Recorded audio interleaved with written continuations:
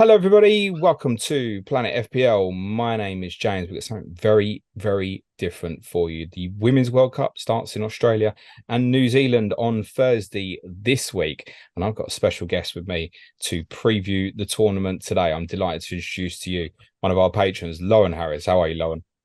I'm very good, thank you, James. How are you? Yes, good. Many of the patrons will know you. We did a preview of the Euros together last year, but for the rest of the world, who are you? So I'm Lauren. I am a Liverpool fan for my sins. I obviously am a women's football fan. That's why I'm here.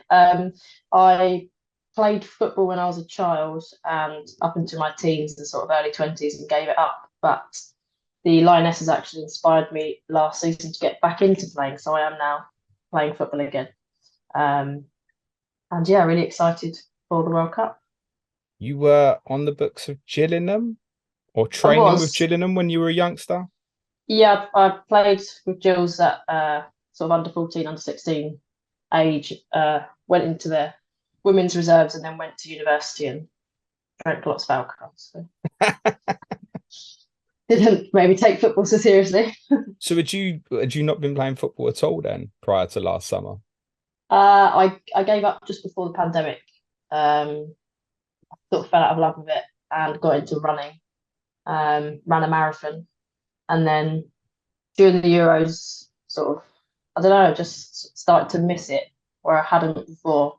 I didn't join the team in pre-season, but then sort of about September time, went back to the football club that I used to play for, and yeah, I'm now loving it again. So, That's interesting. The men's Euros the year before, which mm, kind of felt like they were here. I know most of us were kind of living in our homes watching games and stuff, but with the final being at Wembley, almost felt like it was here, but that didn't inspire yeah, you to start playing no, again.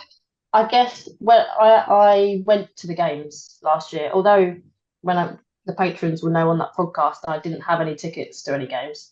I ended up going to two of the group games and the quarter final, and yeah, the whole sort of atmosphere, the buzz around the country, just and obviously I've got friends that still played football.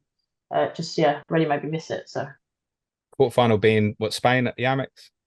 Yes. Yeah, sat behind the goal when George Stanway scored that. Nice. Yeah, it was I thought they'd a blown great it. game.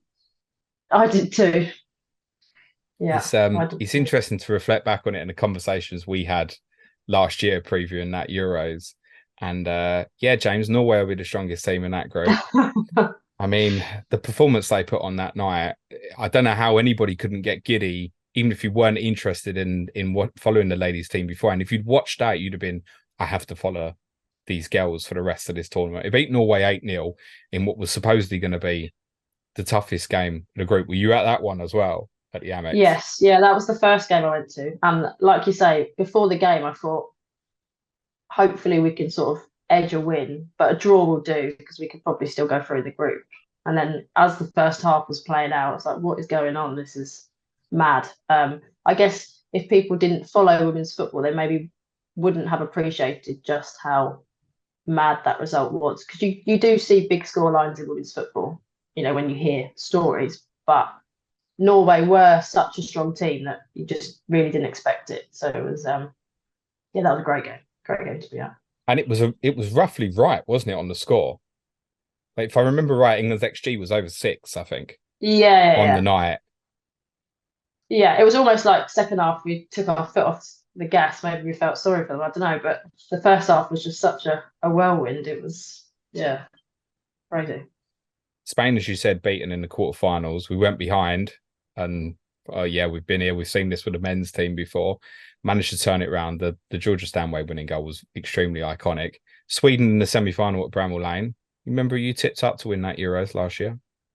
Yeah, well, I mean, we did beat them to get to the final, didn't we? I know it was 4-0. It was quite easy in the end, wasn't it? We Unless the we well Russo's beat them little as back well. heel.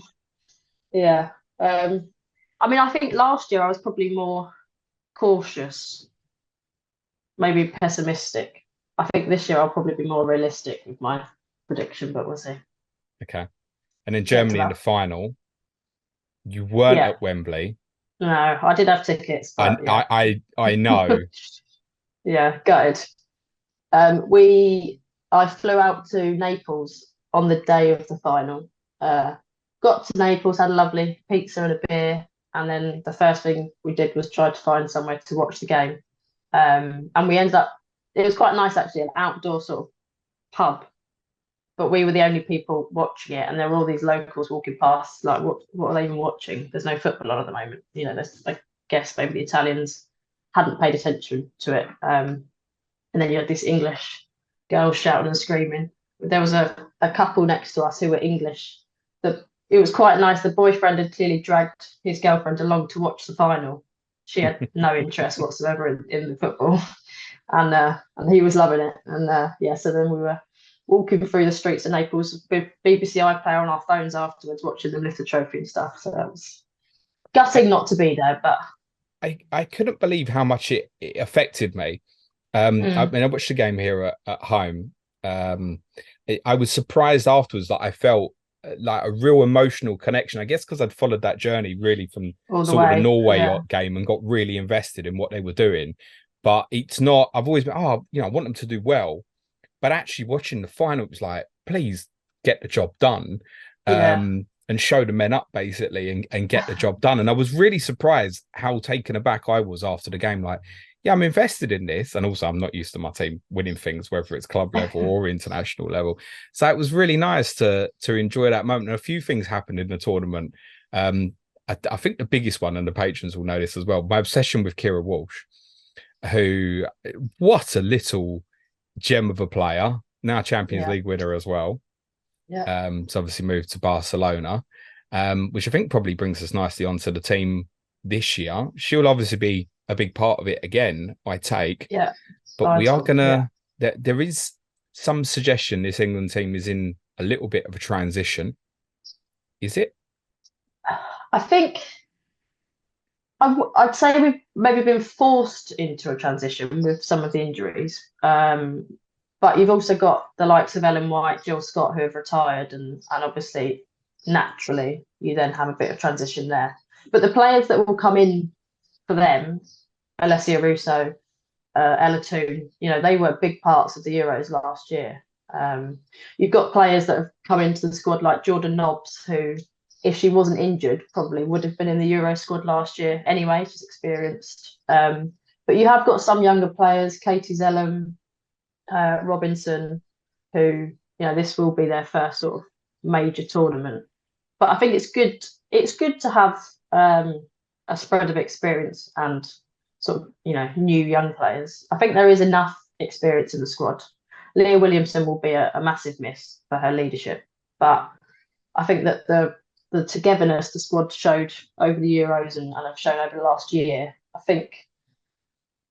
I don't think it's beyond them to sort of get past that. The fact that Williamson, Mead, and Fran Kirby aren't going to be there. I think we have enough quality to fill that gap. And I think that Serena's system is so rigid and they've all had to get so used to it that I think that players can come in and fill in for those missing players. I mean, Beth Mead obviously got Sports Personality of the Year.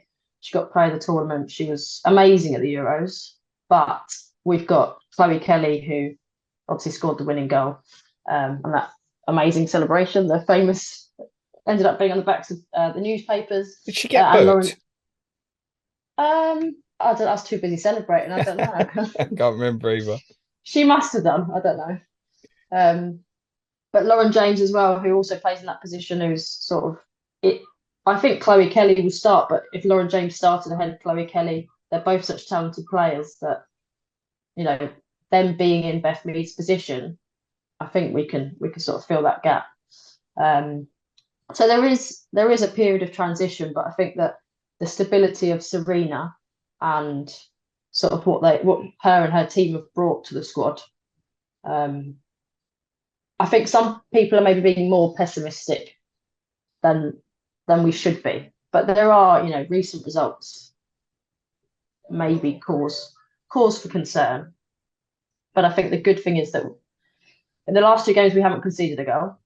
Okay, Portugal aren't the best team in the world, but they showed at the Euros that they can compete against the best teams. And Canada, Olympic gold medalists, they can be really good on their day, and we didn't concede against either of them. So there was a bit of panic about Leah Williamson being injured and Millie Bright obviously just coming back from injury, but the defence was on the rocks, and against Australia when we lost 2-0, we didn't look great at the back.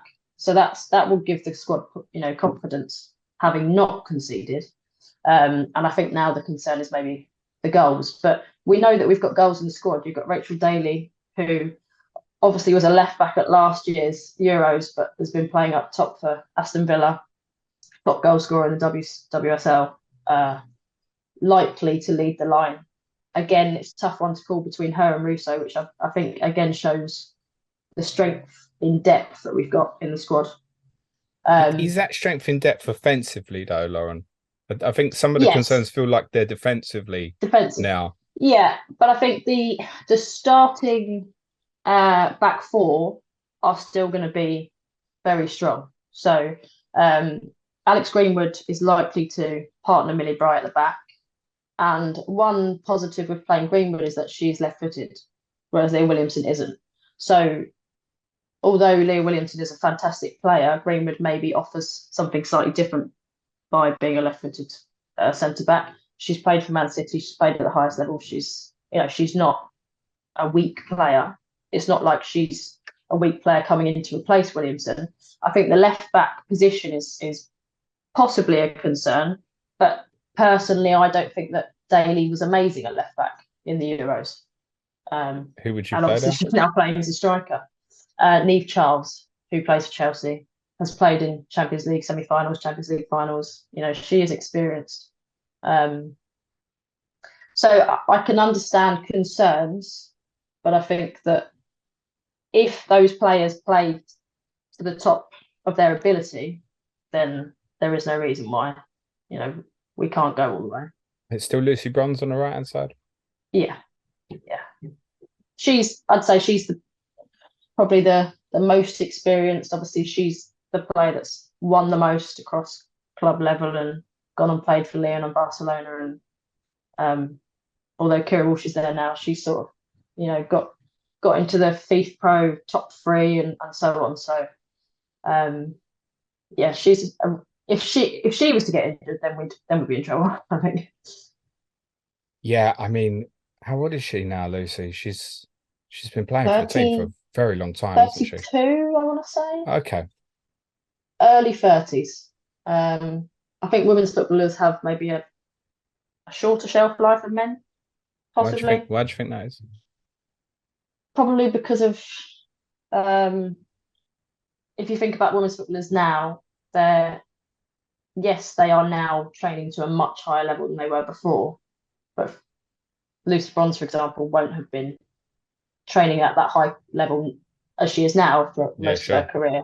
So I think that naturally injuries will catch up with players more.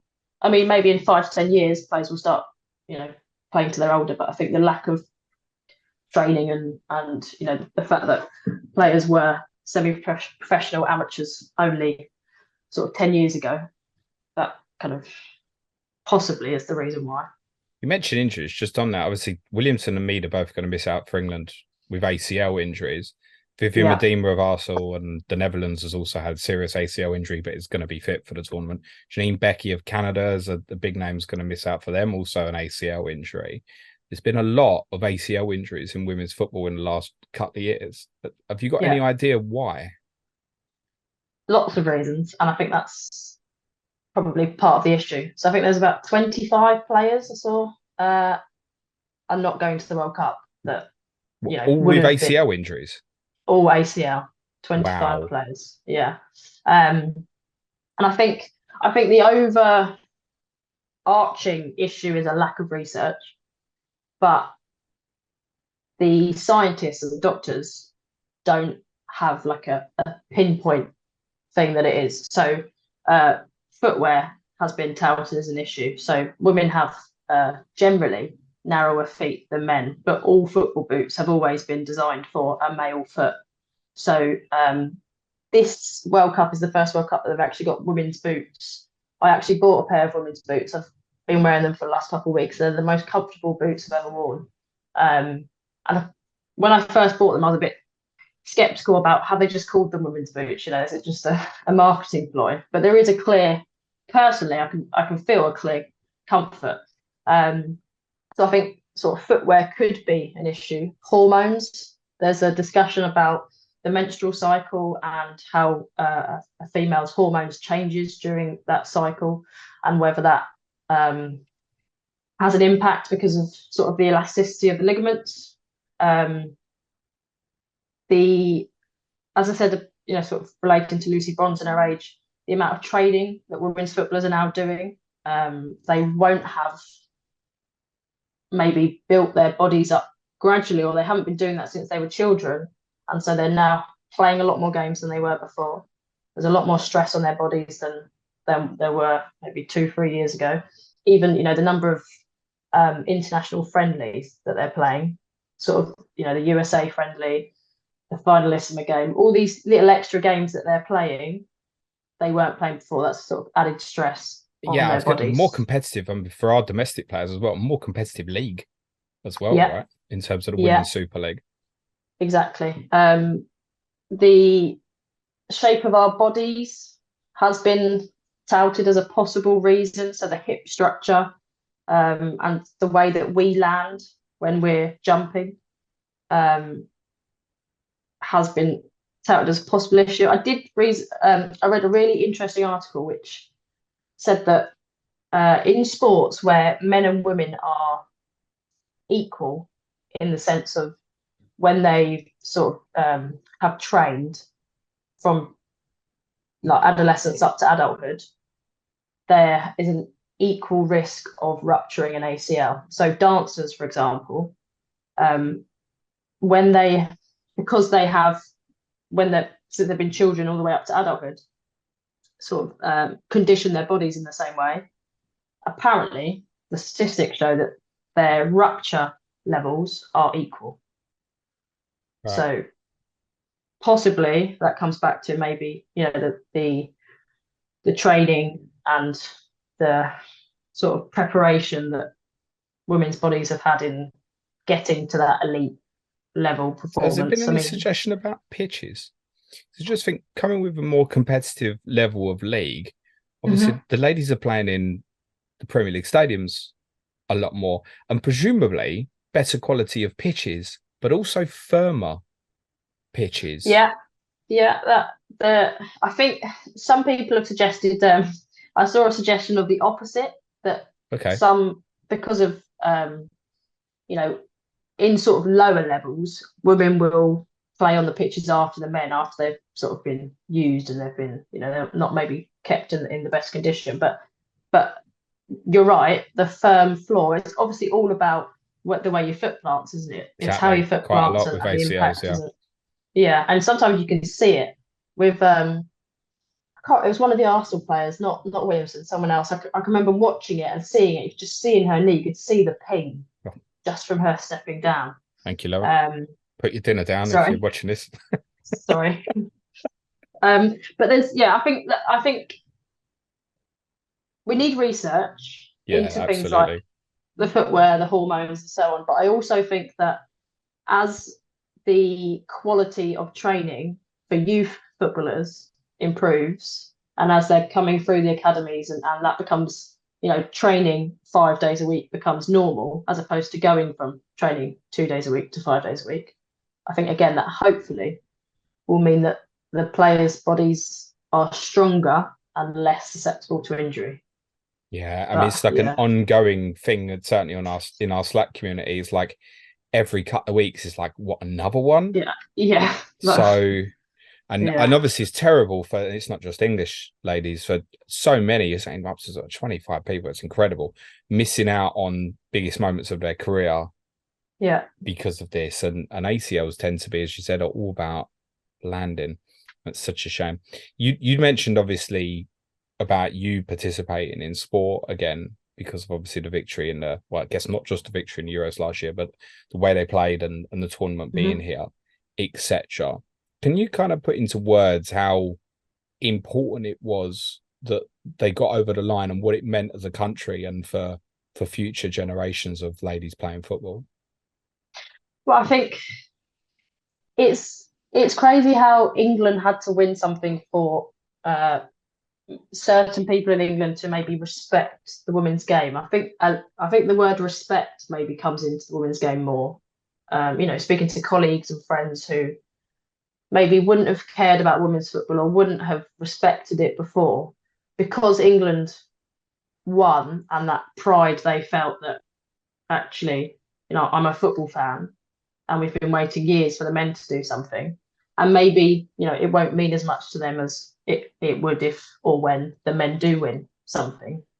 But the fact that, like you said, they actually had an emotional connection to it, Yeah. and maybe they felt like they wouldn't have, maybe, before or during the tournament, they might not have expected to feel like that. It's definitely made people respect the women's game more, and I think show more interest. So, like the WSL, for example, I think a lot more people are maybe looking out for results, or not necessarily going to the games, but they're looking out for results. They're maybe watching the highlights. They know the players because they've had built up this, affiliation with England. They know the English players and maybe the players of the teams that we played against and so on.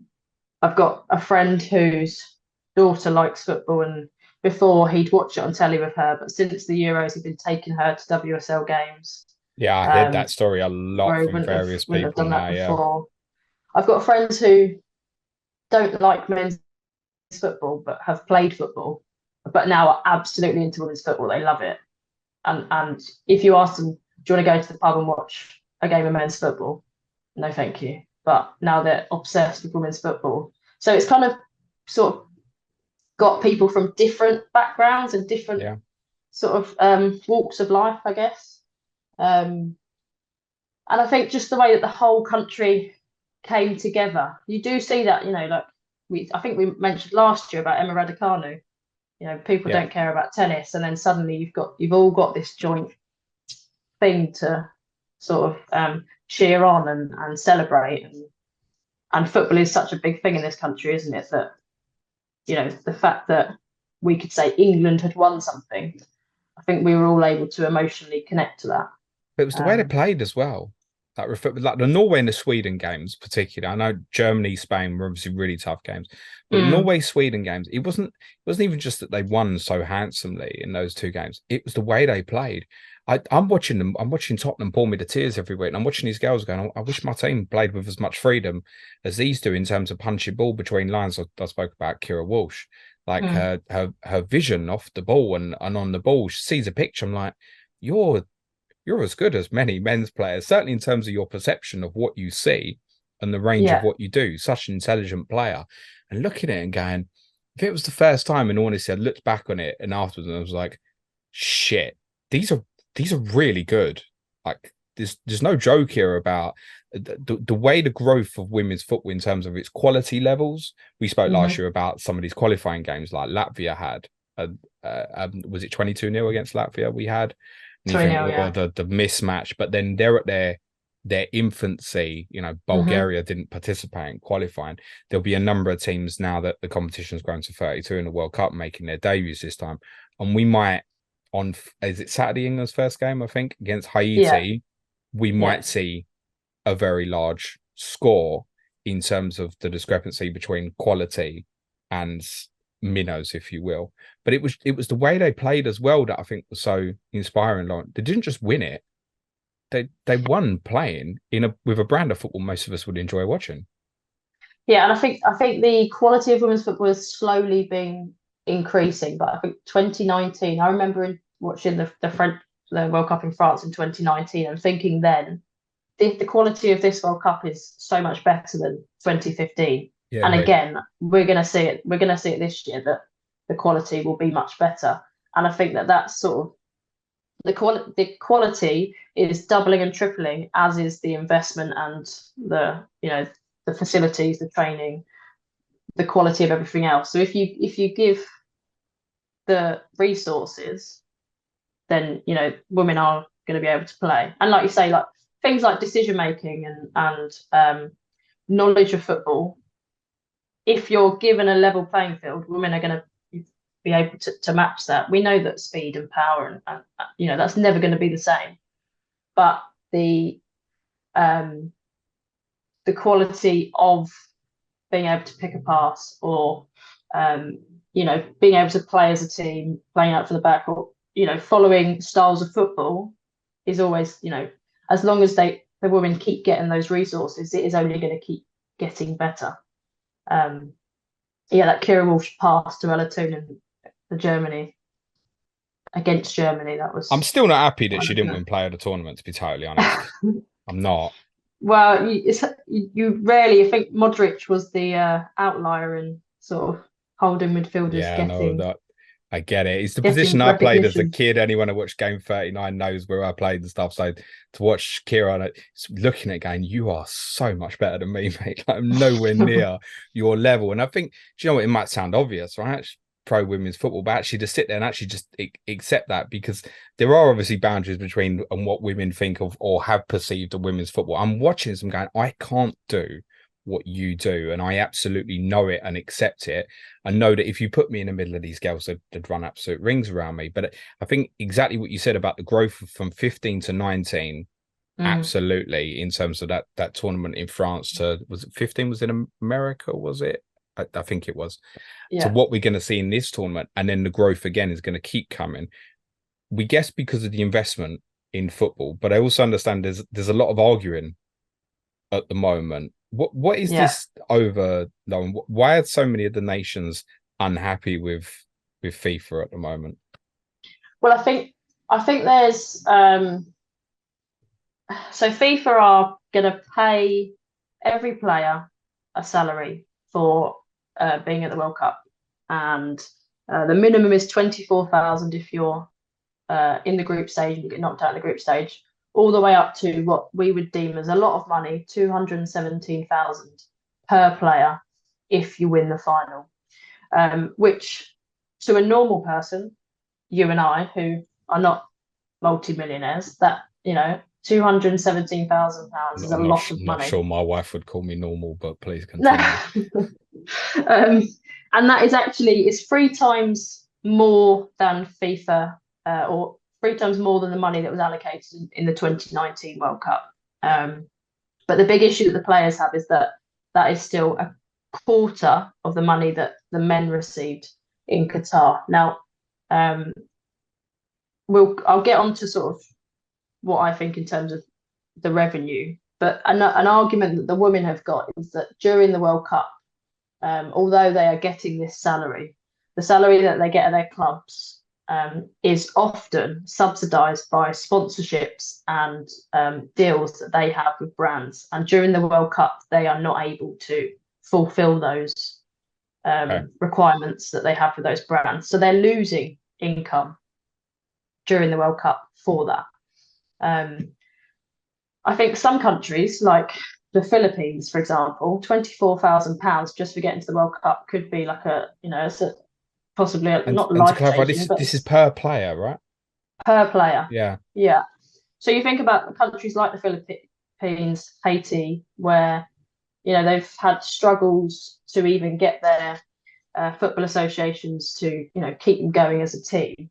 Them being able to qualify for this World Cup has been huge, and I'm sure financially that's going to be amazing for them. And then on the other end of the scale, you've got players in teams like the USA, Australia, England, who are playing in the WSL or the NWSL and are getting paid a decent salary now. They're used to a decent salary because of the investment in those leagues.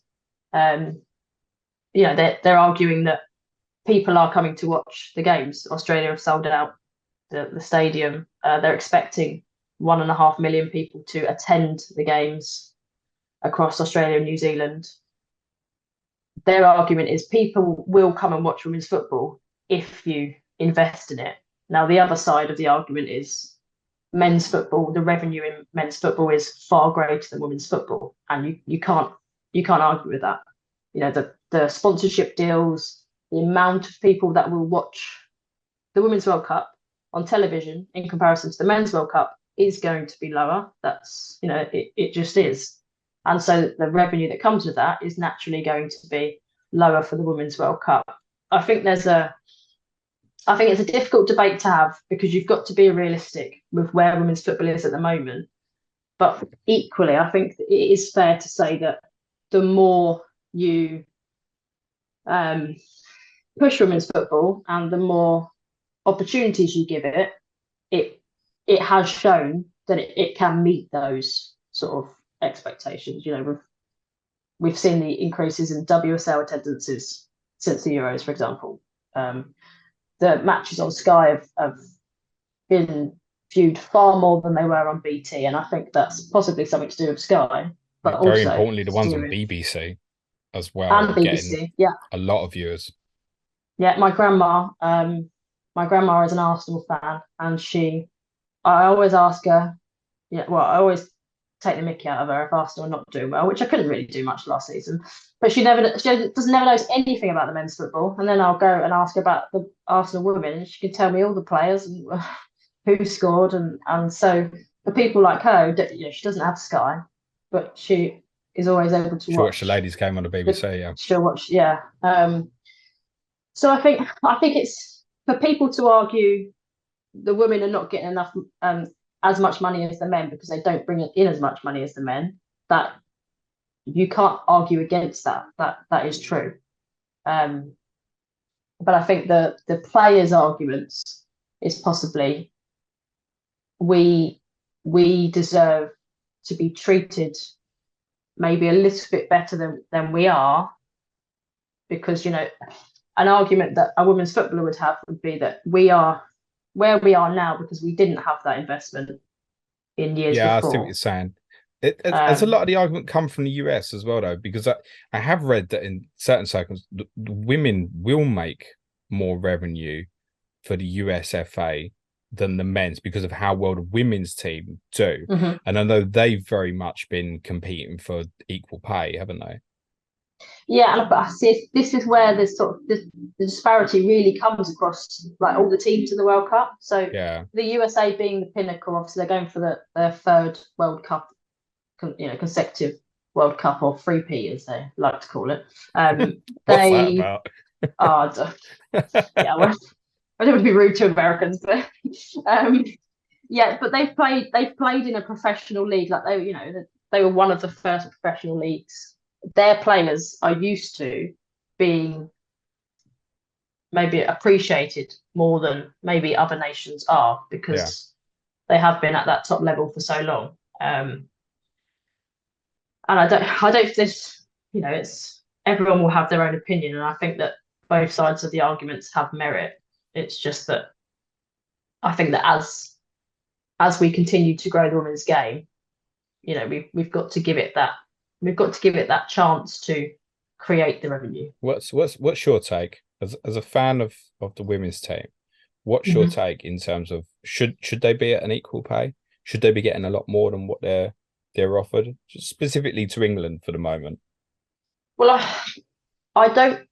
I mean, let's say that England went out in the group stages and they got £24,000. Some of the WSL players are getting not much more than that a year for participating in WSL. Now, the players that are going to the World Cup for England particularly will be on a lot more. And I do think that the argument of, a lot of the players since the Euros have managed to secure, huge brands, big deals with these brands, and not being able to get that income is obviously, that's if I were to say to you, you've got to go away for a month and we're going to take half of your income, then you can see why people would argue against it. But I think there is a danger as women's football grows of maybe, the ugly side of men's football is money, isn't it? And we're obviously seeing that with Saudi Arabia. And I think for me as a average person, as I've said, £24,000 for a month, 2 months of work, it's a lot of money. I just think that, when you're comparing it to what the men get, you're always going to look at, well, that's not fair because they're getting more than me. But like you said before, even in men's football, you've got players at men's clubs who are earning, you know, Not a every player in the huge team earns the disparity. same amount. Like Harry No. Kane's on 200 grand a week, and Hmm.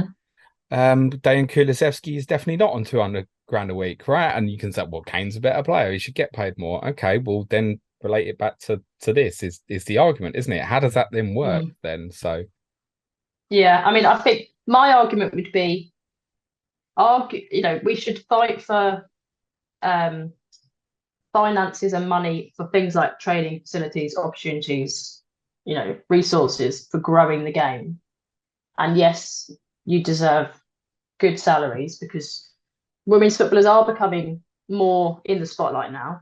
Before the Euros, I think the Lionesses, for example, could go down the street and their life, no one would know who they are. But that is different now, and people argue that about male footballers, don't they? They have to give up their whole lives. They can't just go out, and that there is that part to it. But I think that financially, if we grow the game in terms of the resources, then the finances will come anyway. yeah, wrong Um, answer, I think. yeah, it's a difficult one though. I can see both sides, but yeah. Yeah, so can I. And I don't know what the correct answer is, particularly as a male looking from the outside, where the women's game is perhaps a bit newer to me. I'm very Mm, reluctant to say, well, okay, yeah, Harry Kane does this, that, and the other. He should get more money than George Stanway. I'm not even sure that Harry Kane would. Harry Kane wouldn't even necessarily share that opinion. Harry Kane would probably think, yeah, pay her the same as me in terms of internationally and stuff. But I guess that wouldn't necessarily be the way, because you could imagine the argument, can't you, in certain quarters, if the ladies did get an equal parity with, say, the men's, and then the men's would go, well, hang on, well, the revenue we bring in for you is more than this, and yeah, well, you're never also, going to please if you everyone. you think about the abuse that Harry Kane got when he missed that penalty against France, or the abuse that Saka got when he missed the Euros penalty. If one of the women's footballers miss a penalty, people are going to be disappointed, but you're not going to get anywhere near the amount of abuse at the moment. I hope not, but the only thing I'd say as a calm on that is the growth that the game is having, that might Mm. happen.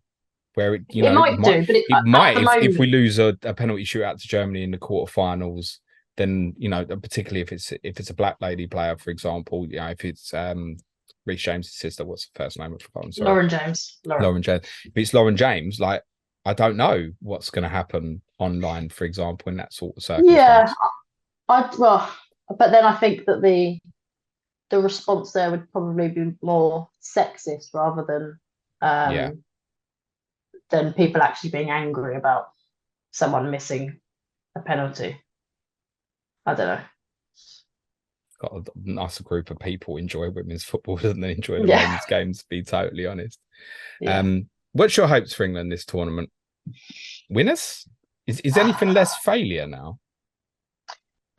Because of the injuries, I think that the expectation has decreased.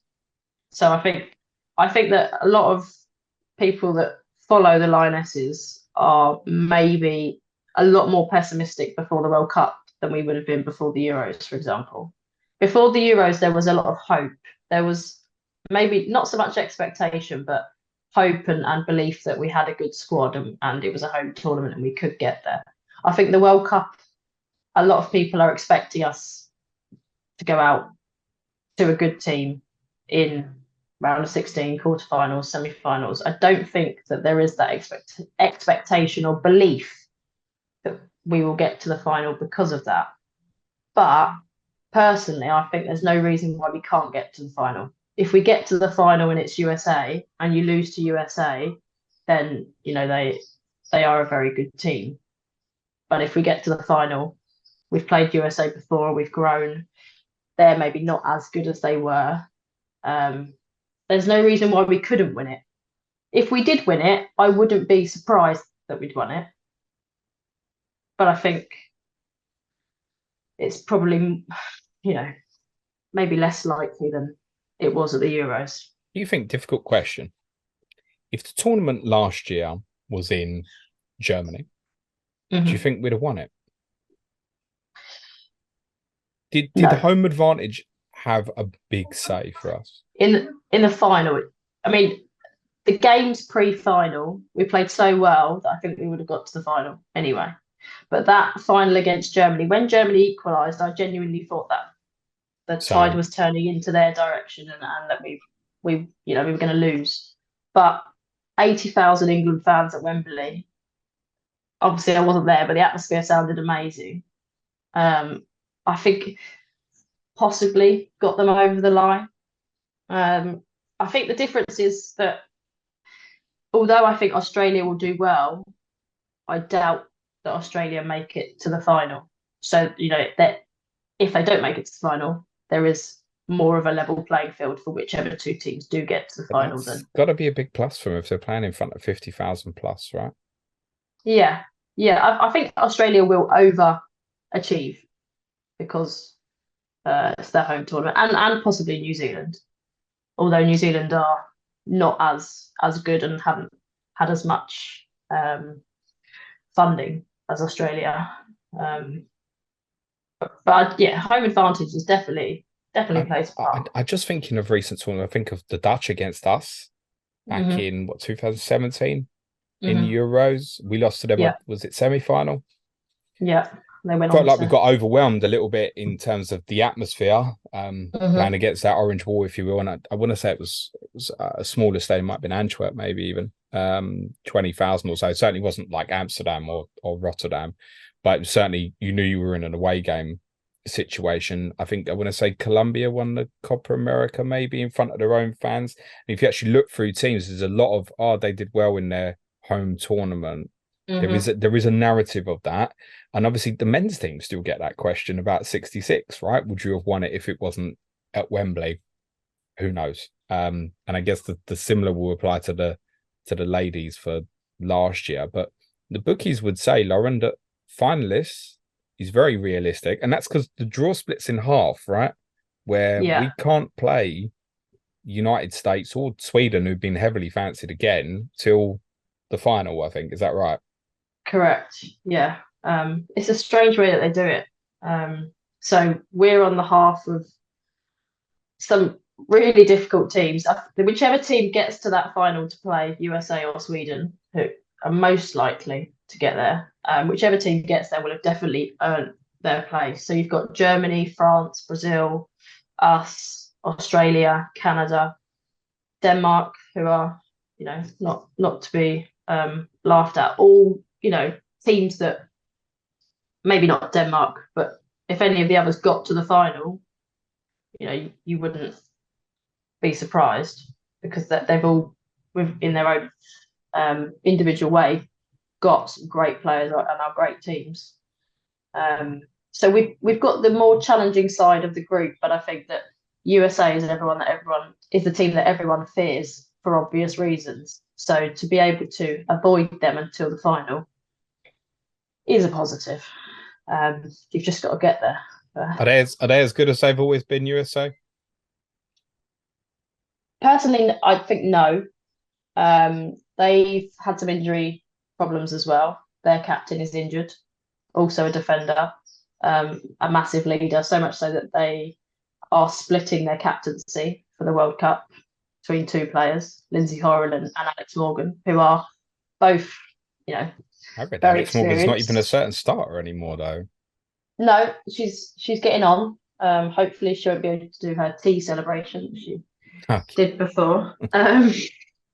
So they've got USA have kind of got a kind of a split squad. They've got aging players who have won World Cups and have been amazing players, but have lost maybe the edge that they once have. And I think I can't remember the exact number, but I've got a feeling that it's 12 or 13 of their 23 women's squad are making their debut at the World Cup. Okay. So they have got a lot of youngsters, but some of the youngsters are very exciting. So you've got Sophia Smith, Yeah, she's the striker, one who I heard about. is, Left winger is yeah, she's it she's very basically. good. Yeah. You've got Trinity Rodman, who is is it Dennis Rodman, Chicago Bulls? Okay, yeah. His daughter. Not that that makes her a Right, good player, interesting. just so something to note. Soccer rather than Um, basketball, each to their own. yeah, yeah. Um, they have got good young players, but I think a bit like England, they're going through a transition. Their their manager has maybe been a bit controversial in some of his decisions, and they didn't have a good Olympics. Um, they even though they didn't have a good Olympics, they still managed to get a bronze medal, which other teams maybe would have crashed out earlier on. So that kind of shows you that even when they're not playing well, they're still able to grind out results. But I don't think that they are formidable. You know, it's it's a difficult one where I think if they win, you'll be like, oh yeah, well, typical USA. But if they don't win, I think this is the best chance out of the last three World Cups that a team has of knocking them off their perch, as it were. So, am I right? Is that England are based in Australia?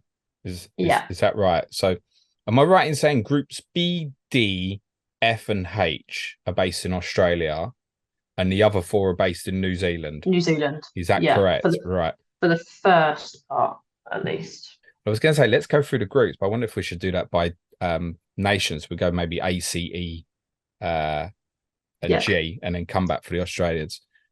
So Group A, we've got Norway, Switzerland, New Zealand, obviously joint hosting, and is it the Philippines, the final team Philippines. in that group, Yep. making their Yep. World Cup debut.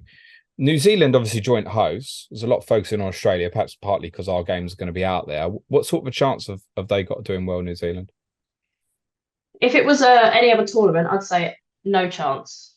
You know, they're not they haven't got world class players. For example, Ali Riley, their captain, could have played for America. She was born in America. She plays in the NWSL. She's a very good player.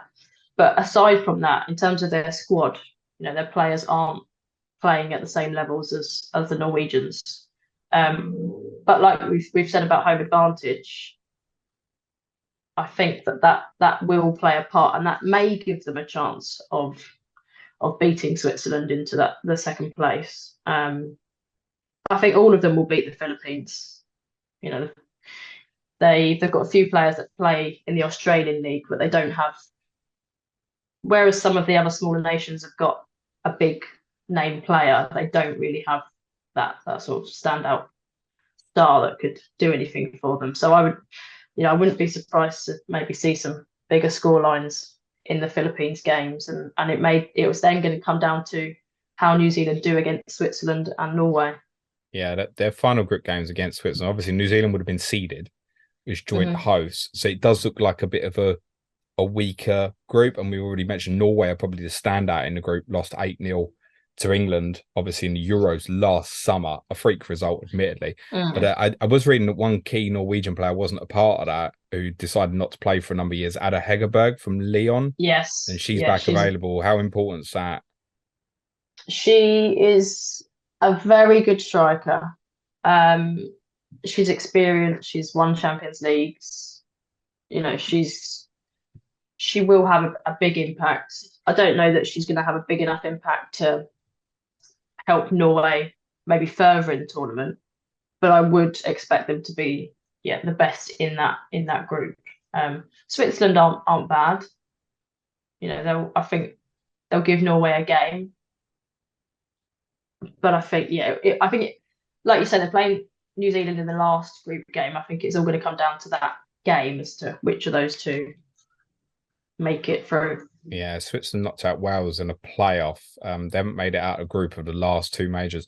I saw a stat which almost feels unbelievable. New Zealand as well, still winless in 5 World Cups. You know, that probably gives you an idea of some of the challenge they'll face as co-hosts. I guess whoever will make it through second from that group, I guess has probably got. Would it be Spain there? Therefore, from Group C. Group C. Is that the way it works? So Spain, obviously the seeded team in Group C. Japan, who were winners in 2011 and finalists in America in 2015. They're the two that's very heavily and likely to go through from that group. Would that be fair? Yes, but I think Zambia are a wild card that could cause upsets. They beat Germany in a friendly. So They've Germany got have some actually good had some players. ropey results in Yeah, friendlies recently. yeah. I mean, so have we. So maybe we're, maybe that's I just didn't them want to focus on that negative. getting close to it. Yeah, I mean, they've got the thing with Zambia is they've got three very good forwards, and they will be able to score goals. So I think it's, I would expect Spain to beat them, but they might give Japan some difficulties, and I would expect them to beat Costa Rica. So I, I wouldn't sleep Yeah, on them. I did a bit of reading on Zambia. You said they beat Germany 3-2 in a friendly quite recently. They've had some other results as well that have been quite narrow against more established nations. Their FIFA ranking is 77. But that's probably it might even be the highest in the tournament, but they're better than that, which is clear. Mm-hmm. Whereas Costa Rica are half the ranking, basically 36. We expect Zambia to be better. Spain never made the quarterfinals. You made a key point to us last year that they still feel like quite an inexperienced and new side at international level, never gone beyond quarterfinals. Obviously, last year, another key player who missed a major tournament because of injury last year, Alexia Putellas, is back available. Another one that's going to make a big difference, isn't she? She is. She was absent from their friendly the other day, which was a little bit worrying because she's still carrying injury. But I think the talk is that she will be fine for their opening game. Ballon d'Or winner and amazing player. So it'd be great to see her at a major tournament. Spain do still have some issues though, in that there are not as many players, but there are some players on strike who are not going to the World Cup because of the issues with the manager and the FA. So I think Spain still are not as good as they could be, just simply for that reason. They do have some amazing players. Barcelona, obviously, Champions League winners, and a few of those players are in that Spanish squad. But I think if they come up against USA, I think USA may have too much for them. Understood. USA is obviously Group E. With the Dutch, it's a repeat of obviously the 2019 final. The Dutch probably disappointed a little bit in the quarterfinals in 2022. This group also features Portugal making the World Cup debut, lost 3-2 to the Dutch in the Euros last summer, and Vietnam's the final team in the group, isn't it? I think. Any chance of Portugal running the Dutch close here? Do you think? Well, Portugal sort of brought the fun factor to the Euros. There were lots of goals in their games, and they will go for it. I would still expect Netherlands to come through that group, but if Portugal can maintain those standards they showed in the Euros last year, then they could cause an upset. We obviously drew 0-0 to them in that friendly. I guess it was maybe 3 weeks ago now. So they're obviously they can be resolute in defence, albeit we didn't score against Canada. But they're able to perform against the better teams. They're not gonna sort of go out, be rolled over by the big teams. They'll give you a game, and if they do that, then they're in with a chance. If the Netherlands, like you say, they didn't really turn up to the Euros, if Netherlands are in that mood again, then possibly. But I'd expect the USA to win all 3 games. And if anyone's going to stop them, I think it will be the Netherlands. Vietnam, sadly, I think could ship some goals. Okay, noted. Hmm. They're another team. I've read that they lost 2-1 to Germany quite recently. Is what I said about some of Germany's results have been a little bit dodgy recently. So you would expect Germany to have beat them by a lot more, to be honest. Group Spain G, beat them 9-0. So for context, thank you. Group G's got Sweden, who I see many quoting as always the bridesmaid, never the bride, i.e. they get very, very close, but never actually win the thing. Semi-finals in 5 of the last 6 majors, FIFA ranking of 3rd. I guess the English view is, well, we well beat them last summer, nothing to be concerned about. But another team who look like they've sorted themselves out since. Yeah, and I think that the group that they've got is going to help them to get confidence going. I'd expect them to win all three group games, and I think that they'll be able to build confidence going into the knockouts. Which, if they top their group, maybe they get the Netherlands, which I can see them, getting through comfortably if they're having a good tournament. But yeah, South Africa, Argentina, Italy, it's a nice group for Sweden. They won't want to slip though, would they? Because I know it's probably USA in the last 16 if they do, right? Yeah, yeah. I mean, if they didn't top the group, I'd be staggered. They would have to really mess up for that. I mean, South Africa don't have the investment in their players. The best player they've got,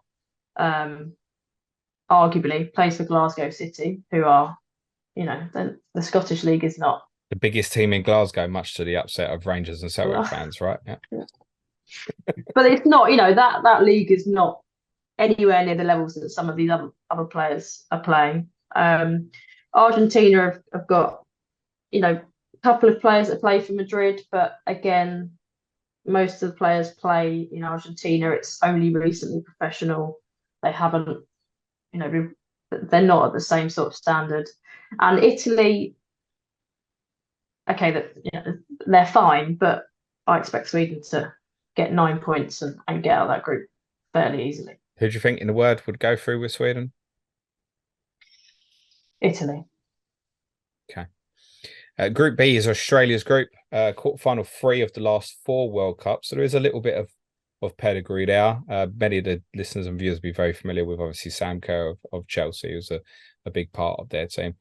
Canada were the highest ranked team from pot 2, and Nigeria were the highest ranked team in pot 4 as well. Republic of Ireland make up the group, and they only lost narrowly to USA 2-0 and 1-0 in April. So a lot of people calling this the God group, which of course is the group of death. But Australia and Canada are still likely to be the 2 here, aren't they? They're the favourites, but I would agree that if there is a group of death, it is this one. Nigeria have got Oshoala, who plays for Barcelona, won the Champions League. Great player. Ireland have got grit, determination. They play very compact.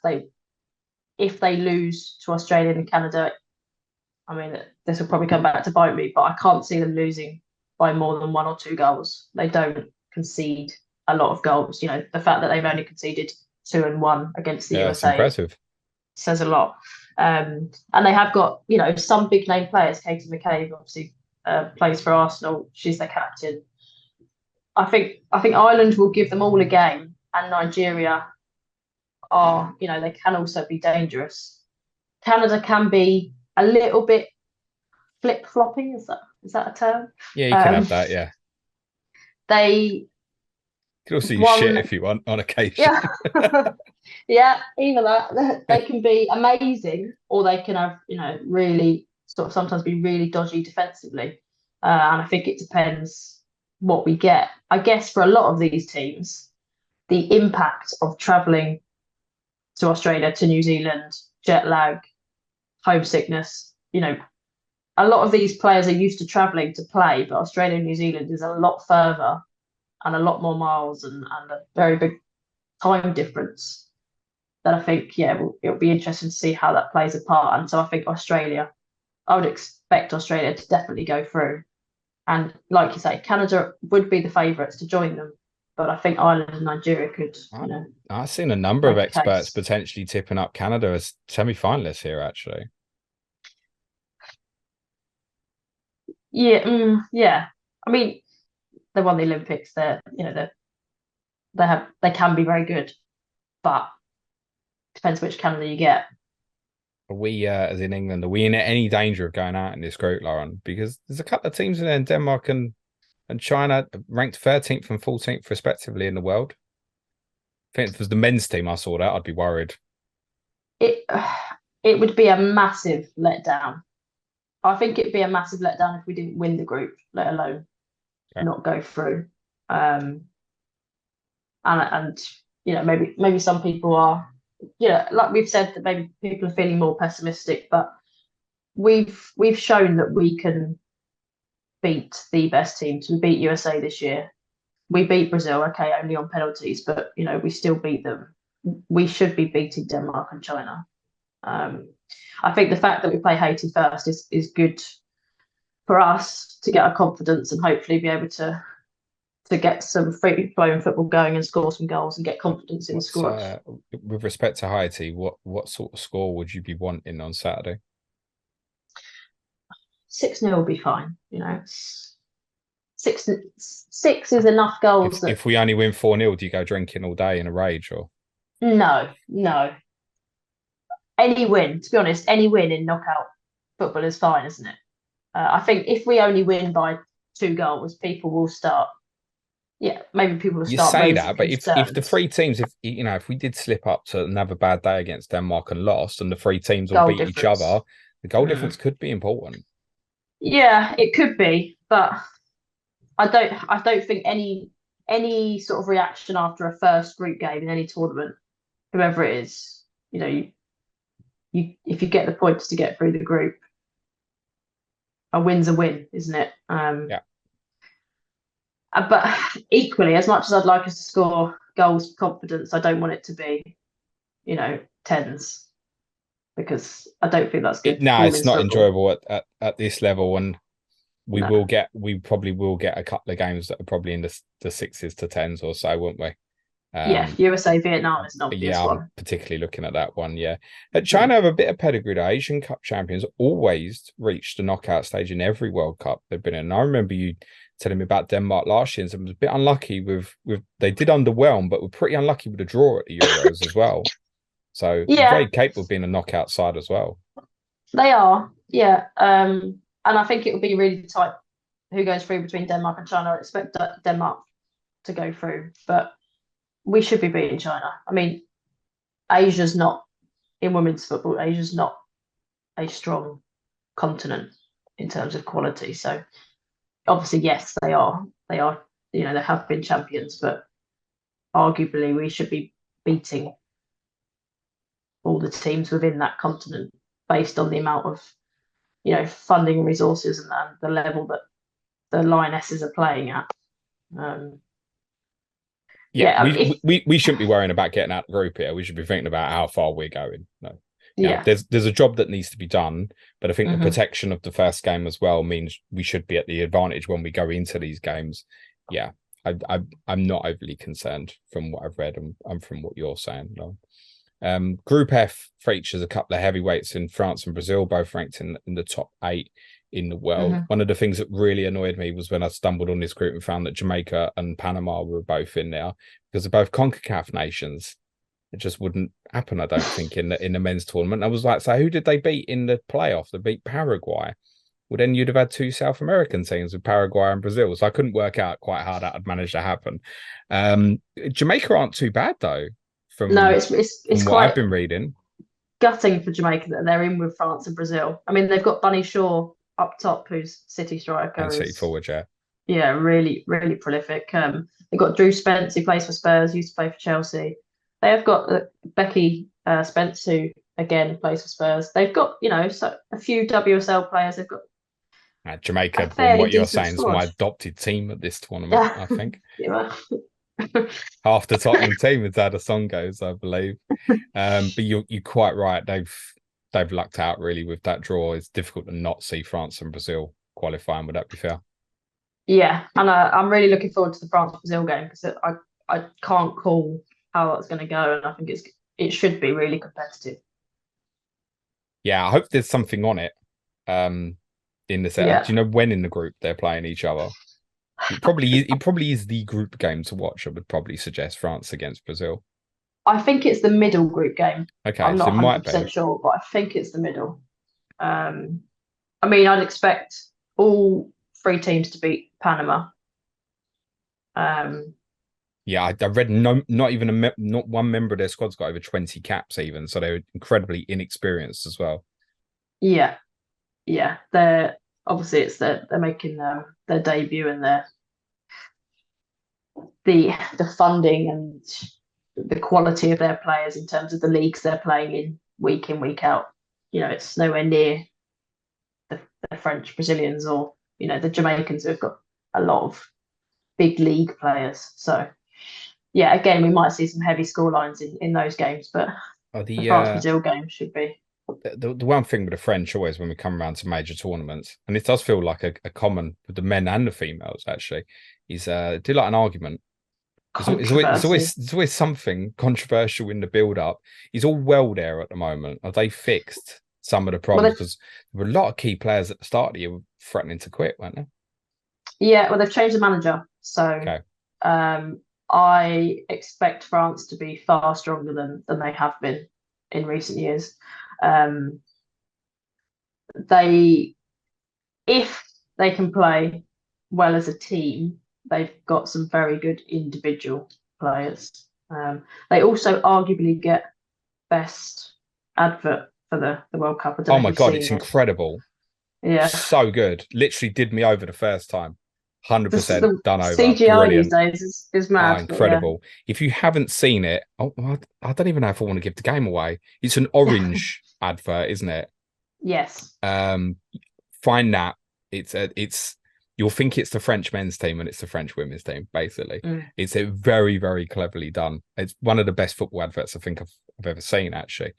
Brazil, there is some speculation this might be becoming a bit of an aging team. The best might have maybe gone. This might be Marta's, well, it's almost definitely going to be last tournament as well, probably, right? Yeah. But they have got some good youth coming in. I actually personally would favour Brazil over France marginally, but I don't know if that's because I like their players a bit more. But yes, Marta's aging, and maybe they're not as strong as a USA, but I mean they gave us a really good game in the finalissima.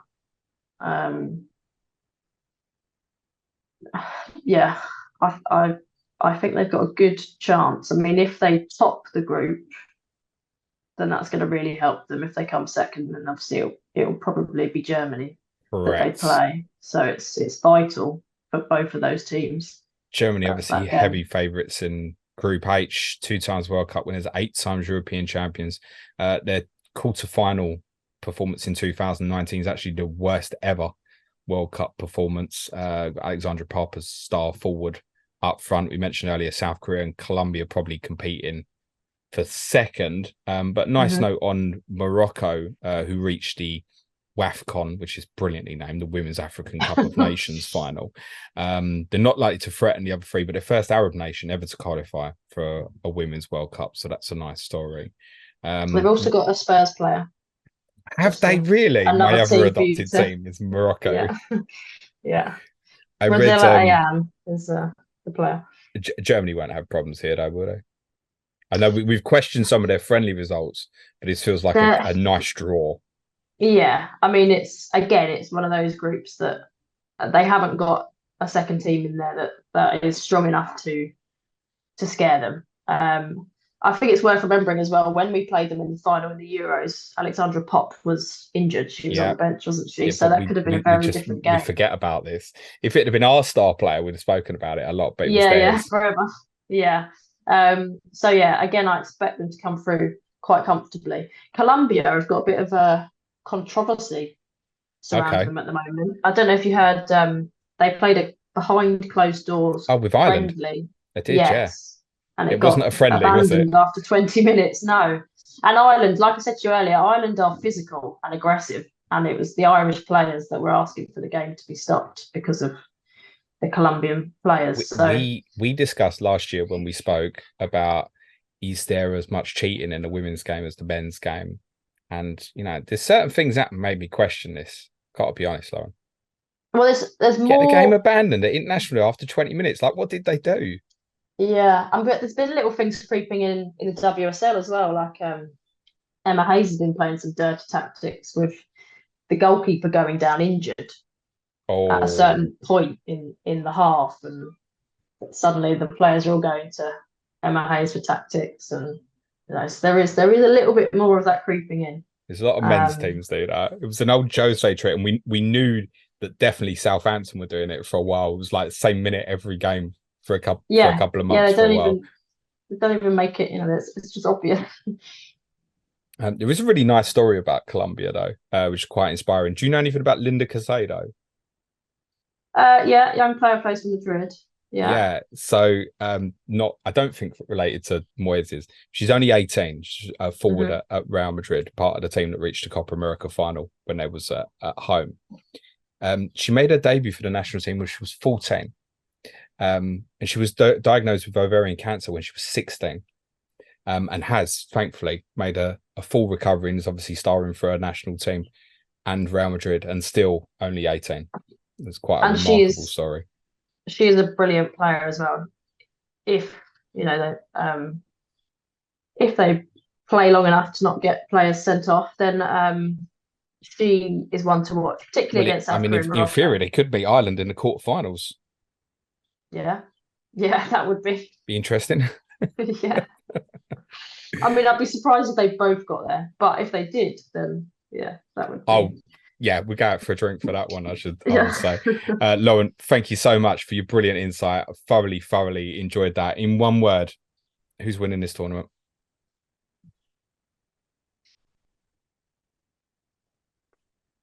Brazil. Wow. See, I was waiting.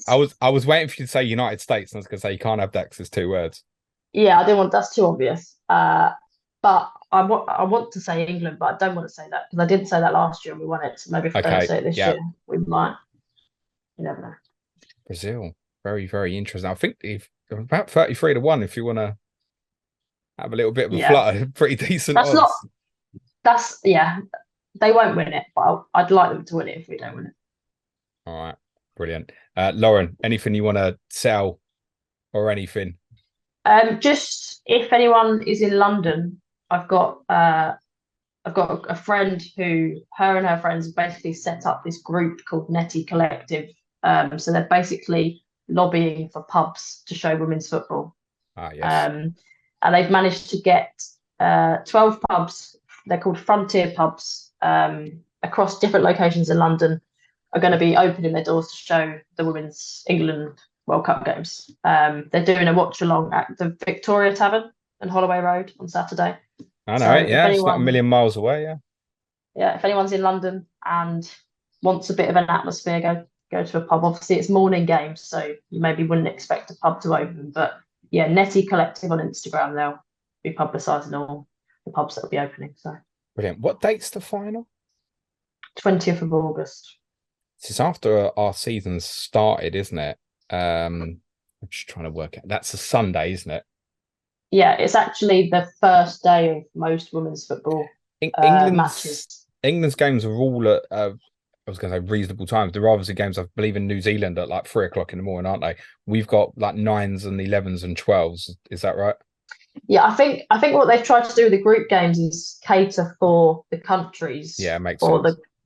So USA is 2 a.m. for us, but that will be 9 p.m. in the US, for example. Our games are like 9:30, 10:30. There's one at midday. So group games generally have been catered, but as you go into the knockout stages, it should be okay for us. It will be worse for sort of South America, USA, but we should be okay.